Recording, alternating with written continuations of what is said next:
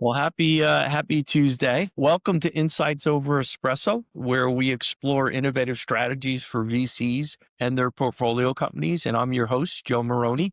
And today I'm joined by Paul Claxton from Digerati Investments and Reciprocity ROI. Our podcast title today is Beyond the Buzzword: AI Native Investing, the Reloadable Note, and the Future of Venture Capital Strategy. So welcome, Paul. Thanks for having me, Joe. Oh, it's our pleasure. I'm sure our listeners are going to get a lot out of this. So, Paul, you lead both Digerati Investments, a native AI-focused venture capital, and Reciprocity ROI, a VC as a service / advisory firm. What was the driving vision behind building these two distinct yet complementary entities in the venture landscape? Well, Reciprocity was meant to basically add a little bit more unity into the general process of doing business. Just more unity, a deeper spirit of collaboration. And I think when we have that in return, what everyone gets is just a better sense of ROI. And ROI doesn't necessarily need to be defined as cash in a monetary sense, but ROI can be defined as job satisfaction. So during my time in corporate, I came to the conclusion that there's just not enough reciprocity in business. There's not enough mutual value being exchanged, whether that be with the boss and their employee or peer-to-peer, customer and vendor, etc. You name it. I just believe that I think capitalism is inherent to business, but with capitalism, there's nuances or kind of flavorings of self-sufficiency, but also selfishness or me first. And that's not the way real great businesses work. The way that real great businesses work is that they provide value. And because that value is so insurmountable, you're willing to do whatever you can to pay for it. I can't tell you how many people that I know, they'll scrape and penny pinch to pay for their Netflix accounts or to pay for things that aren't necessarily healthy for them, right? Or that aren't necessarily beneficial to them because they see a value or they extract pleasure out of these experiences and these products. And value doesn't necessarily have to be beneficial to you. It doesn't necessarily have to be beneficial in a way that's healthy. That's what I mean. But value is what you define it. And so I think businesses have to determine where they're deploying most value, where they're displaying most value with their customers and focus on that. So that would be where reciprocity kind of came from. Value in the workplace, value with our customers, etc. Now the ROI part is where that value becomes beneficial in a positive way, like it's healthy for us or it helps us make more money. That's the ROI aspect. So that's where reciprocity came from. Digerati Investments is a new outlook, I think, on venture capital. It's a new outlook based on my experiences in venture capital, what I believe venture capital should be.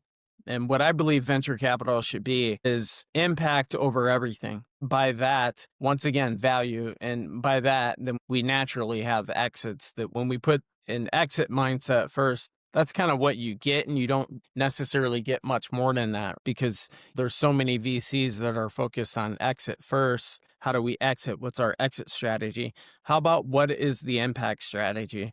So, and that's where you get into things like unicorns and generational outliers and how we can take a technology IP and replicate it in multiple ways that provide positive benefit towards the world. Yeah. That's kind of where they both came from. Digerati is really about experts in technology that are building systems and products that make our lives better and improve the world around us. That's great. You mentioned in our pre-call that Digerati specifically looks for companies that are AI native, not just those with, bolt-on integration. Can you define for the listeners what AI native truly means to you and why that distinction is I'd say the single most important filter your investment thesis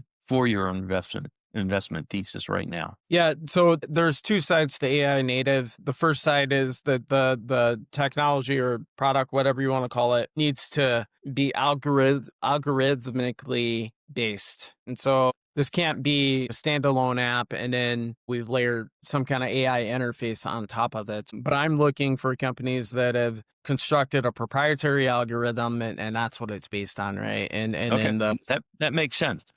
Because you specific see a data. lot of companies bolting on AI and say, "Hey, we're AI," and they've been around for ages. But you identified also in our conversation the single biggest hurdle in the market as culture, specifically founders raising capital without purpose or strategy. How does this lack of fundamental business strategy manifest in the pitches you see? And how is Digerati and Reciprocity actively trying to correct this cultural problem? So I believe that every business has a culture per se, and then kind of falls into the larger sphere of business culture. But I think a way to answer that question is a lot of companies look good on paper, but they don't necessarily look good in action. That would be how I would answer that. Again, it's culture, but like, what is your culture of execution, right? Like, if I were to watch you run your business or shadow you, what is your culture of process, so to speak? Do you have a culture of process? Do you have a culture of innovation, et cetera? So when we talk about culture, we're not just talking about demographics, but we're actually talking about a way of doing things, because that's what culture is. It's just a way of doing things. A lot of people think of it as it's demographics or it's a language or something like that, but a culture is actually a way of doing things. You might look good on paper, but your culture might suck. So that's how I define that. That's good.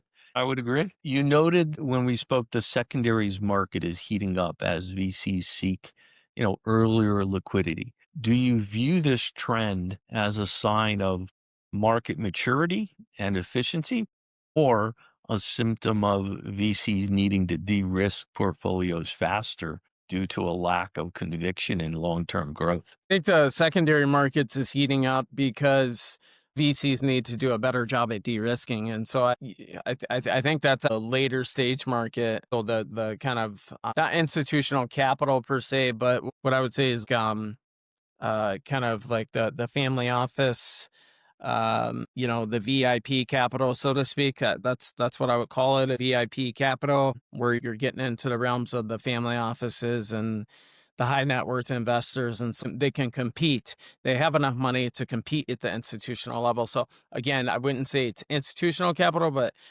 they can compete at that level. And I think that's where you're seeing a lot of the kind of secondaries, appetite for secondaries. And then also maybe with some of the private equity firms that kind of have an appetite for really, so they're not getting it from the VCs. So where are they going to get it? Right? So they can get it from the secondaries that, are coming from the Sequoia Capitals of the world, that the Anderson Horowitz, et cetera. And then also, that VIP crowd of investors as well. So I think that's where you're seeing the secondaries and the best deals.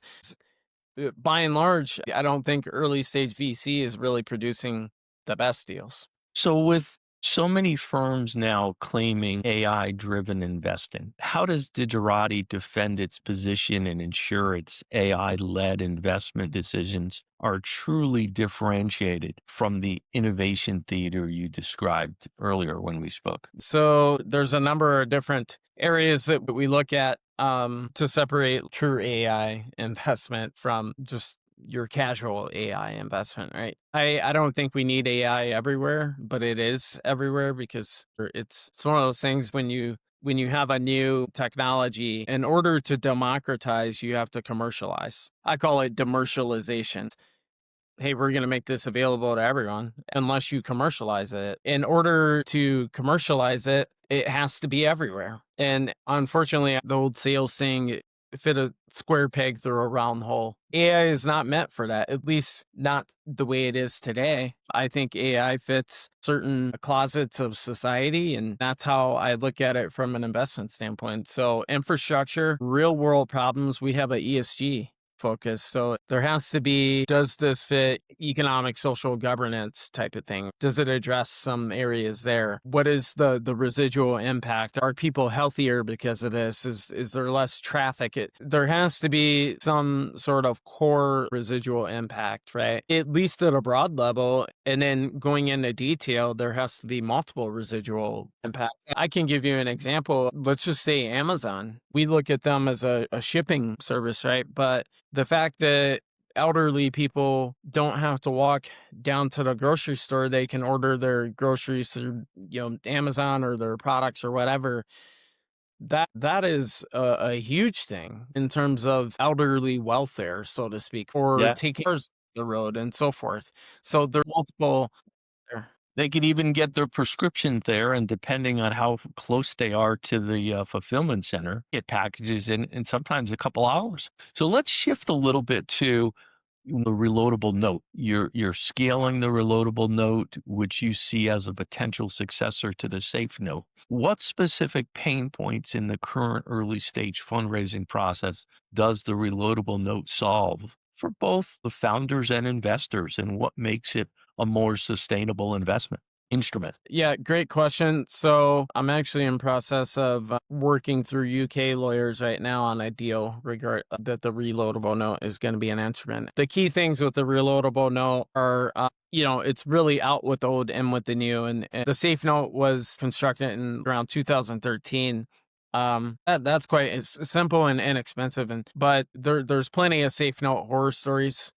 Um, And to me, they all are attached to the fact that, quite honestly, the safe note is too simple. It's too ambiguous. And so with earlier stage companies, the problem is already there. We don't need to exacerbate it, right? The challenge is already there in terms of early stage companies doing something new. They're trying to innovate the market with a new way of doing things. And a lot of that's untested, right? And there's plenty of companies. Amazon is one of them. Amazon has come out with a number of products that it hit the kill switch on because they thought it was going to be something, but then it turned out all of our hypotheses was wrong. And so with early stage investing, you have a lot of failures. And so I'm in the business of not just writing checks, but I'm in the business of helping to scale successful companies. We believe in these companies, otherwise we wouldn't put the capital in the first place. But the problem is that most VCs put capital in the companies expecting them to fail. And that's kind of like, it could always be better type of thing,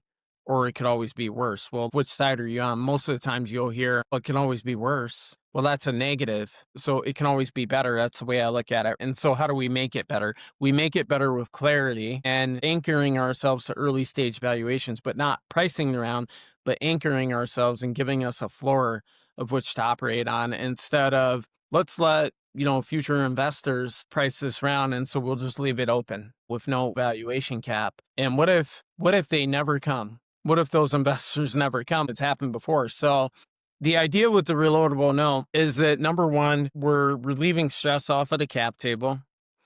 We're creating downstream incentive for early stage investors, but also future investors as well. And then we're creating early stage liquidity, but we're also leaving enough room for late stage liquidity as well. And I've looked at and studied like convertible notes and KISS notes and safe notes. What do I like about these notes? But what do I not like? What does the market not like?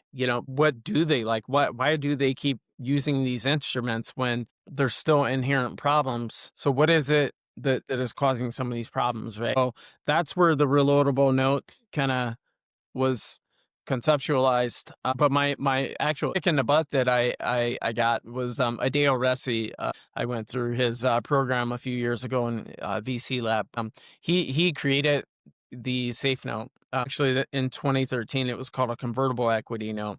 And then YC Combinator stepped in, and Adeo worked with them and to popularize it, and they made it into what we use today as the safe note. But that was 15 years ago. The VC market has changed. Adeo had made a post on his LinkedIn explaining that he thinks it's time we have something new. The safe note's overused. That was kind of the kick in the butt that I needed to come up with this. And so Well, that's that's great. the inspiration for it.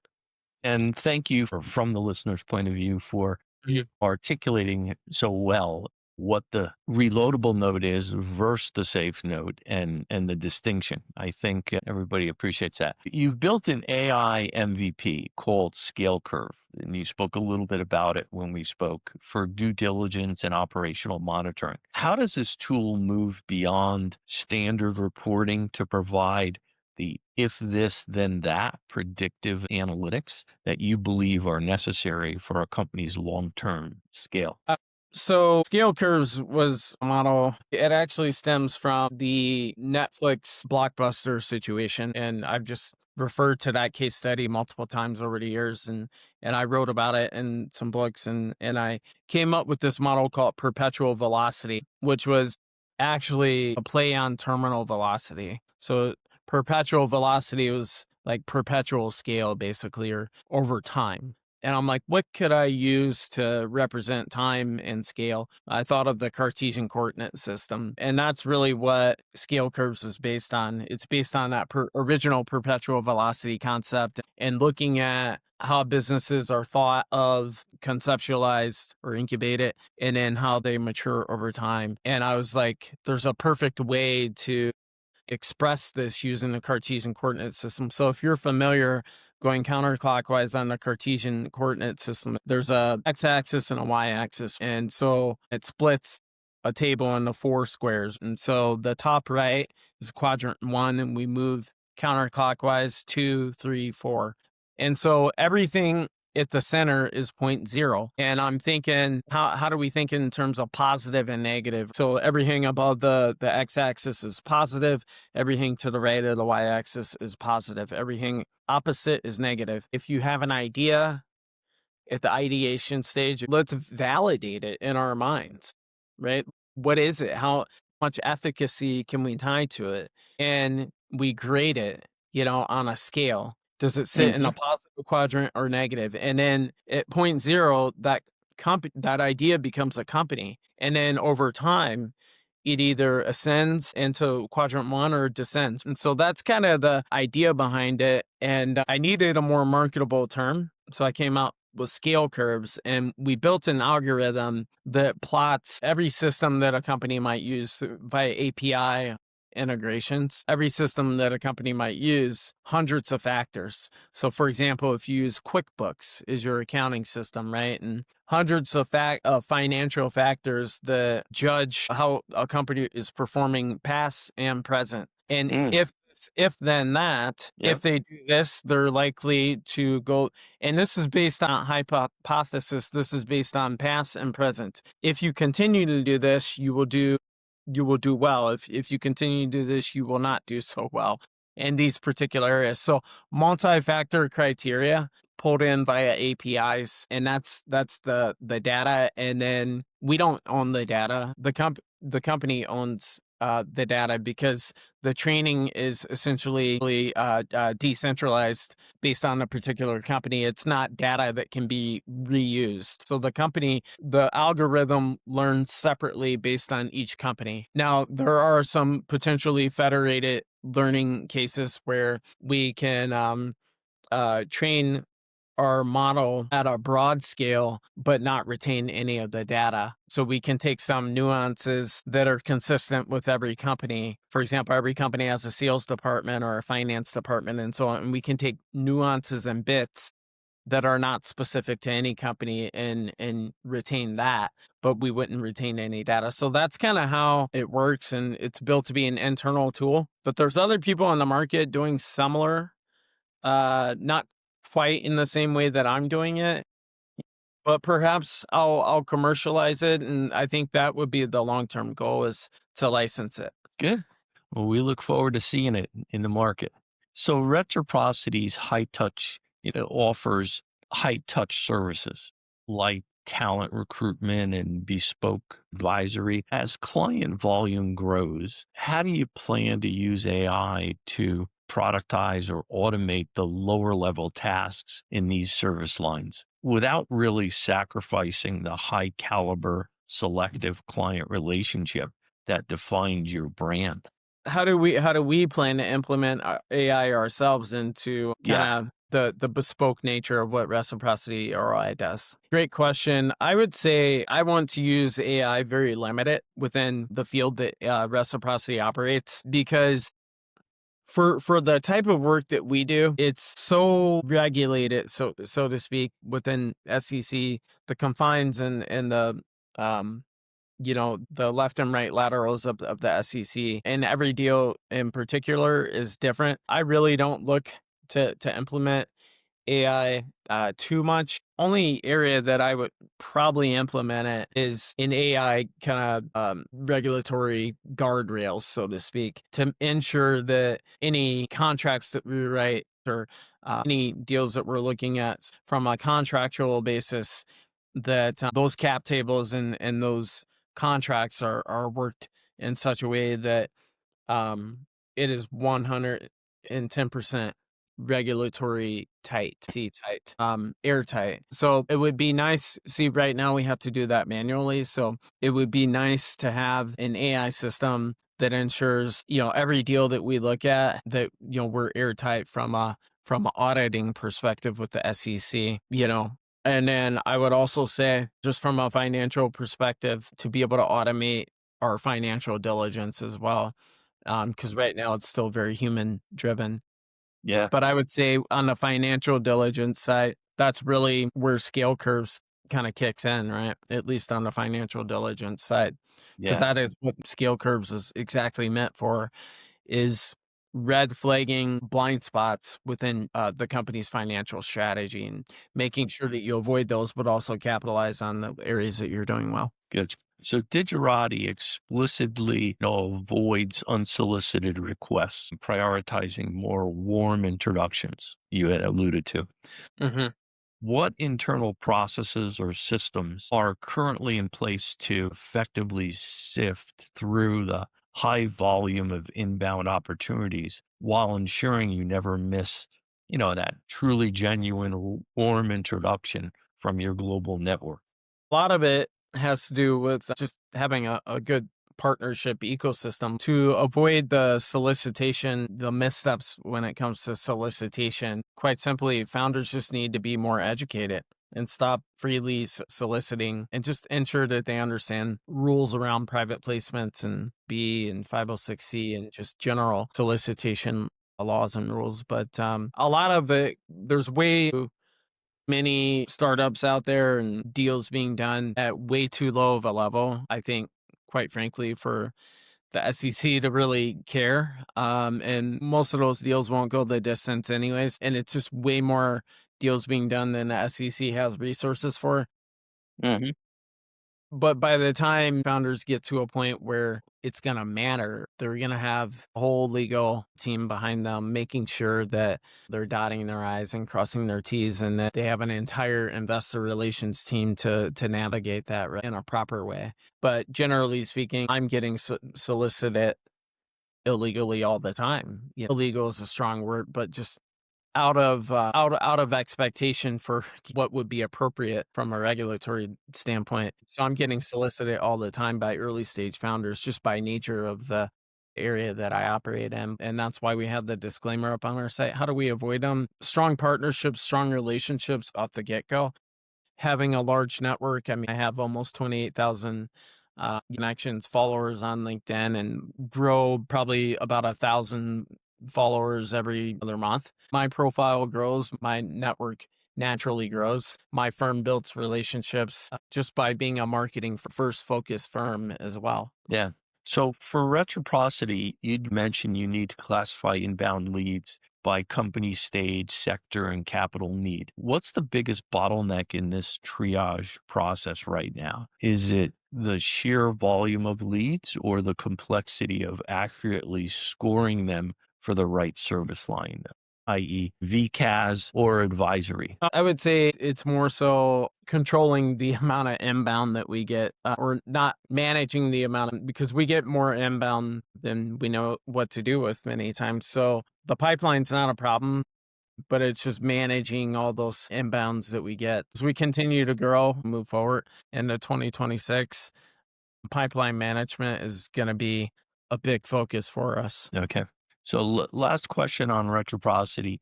they emphasize an AI bred venture built voice. How are you currently leveraging your thought leadership content to attract exactly the founders you want? And where could automation enhance that content to lead engine? I'm really focusing on being a kind of like a no punches pulled type of thought leadership, saying the things that quite frankly need to be said. Things like institutional capital requires institutional thinking. What does that mean? It means that, how many founders do I get that don't understand the legalese or contractual terms within venture capital? How many founders do I get that don't understand safe note isn't the first, it shouldn't necessarily be your first go-to. There's other investment instruments and strategies out there. But understanding, I had a founder a few years ago, we had committed XYZ million to their portfolio company, and they thought they were getting the whole million or whatever up front.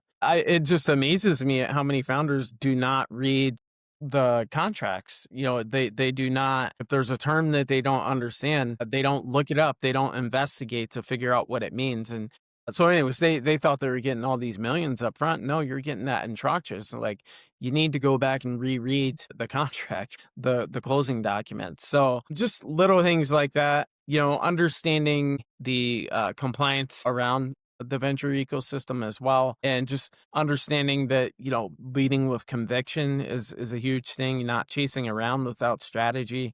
That's like putting a nail in your coffin before you've even had a chance to live a full life as a company, and you're already putting nails in your coffins. Just understanding the compliance around the industry as well, that a cap table is really the most important thing when you're raising around. So chasing money and just putting any money on your cap table, especially at the earlier stages, is not good. And look at de-risking strategies as a founder too. I encourage founders to pursue, maybe private debt before pursuing an early stage equity round, because you're not diluting too early, but it is a de-risking strategy for future equity investors. A private debt underwriting process can help. You've already had a professional underwriting process. So if you go about it the right way, it can prove your solvency. It can prove you from an underwriting process as well. Additionally, that debt, making sure that it's not subordinated debt, but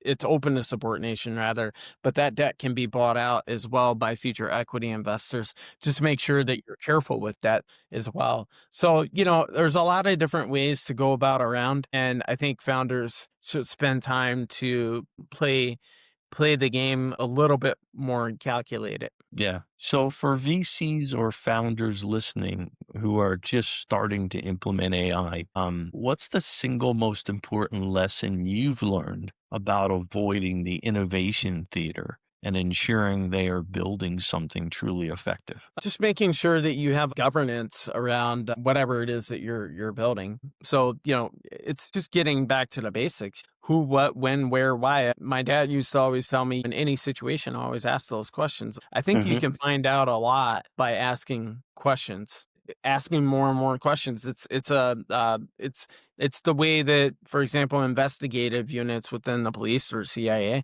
it's the way that they crack the code. They keep asking more and more questions, and you're asking open-ended questions. As a founder, that you're not living in this world of delusion, because a lot of founders are just under delusion, and they're really good at sales because they're able to convince people to invest in these companies. But I think it's important to look at the type of investor that you're looking at working with as well. Do they just have capital to invest, or do they actually provide value as well from an industry standpoint? A lot of these VCs are young as well, in their 20s.